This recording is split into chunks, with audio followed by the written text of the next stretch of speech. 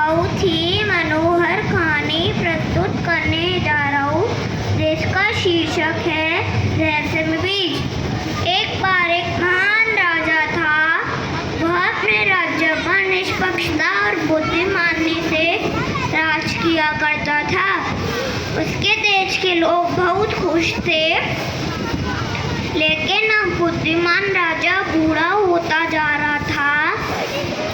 उसे एक अच्छा और जिम्मेदार उत्तराधिकारी चुनने की चिंता सताने लगी। तब राजा ने अपने सारे राज्य के सभी युवकों को बुलाया, उनसे प्रत्येक एक बीज दिया और उन्हें अगले वर्ष इन बीजों से उगाए गए स्वस्थ पौधे के लिए लौटने के लिए कहा। कई युवक आए और बीज ले गए। उनमें से एक छोटा लड़का था माधव, जिसमें बागवानी करने का बहुत शौक था। उसे यकीन था कि उसका पौधा बहुत ही स्वस्थ और सुंदर फूलों वाले पौधे थे। उसने बीज बोया और दिन रात पौधे की देखभाल की, लेकिन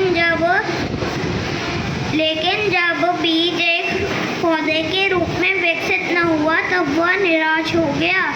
एक वर्ष के बाद सभी युवक अगले राजा बनने की आशा में एकत्रित हो गए। सब अपने अपने पौधे लेकर आए। सारे पौधे बहुत ही स्वस्थ और सुंदर फूलों वाले पौधे थे। इन सारे पौधे को देखकर माधव बहुत शर्मिंदा था, क्योंकि उसके गमले में कोई पौधा ही नहीं था। फूलों की तो बात ही छोड़िए, माधव के पहले से पौधे से राजा ने सबके पौधे देखे और उनकी परीक्षा की। माधव के पौधे ही राजा ने पूछा कि तुम्हारे पास पौधा क्यों नहीं है माधव ने दुखी मन से कहा, महाराज, मुझसे जितना हो पाया मैंने उतना ही किया, देखभाल की पर न तू पौधा उगा पाया नहीं।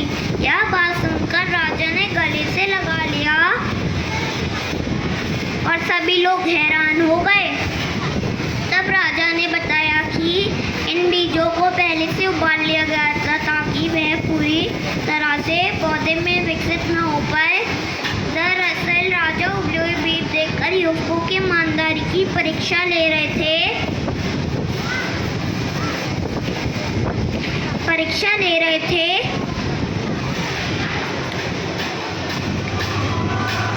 ताकि वह पूरी तरह से पौधे में विकसित न हो पाए। दरअसल राजा उबले हुए बीज देखकर युवकों की ईमानदारी की परीक्षा ले रहे थे।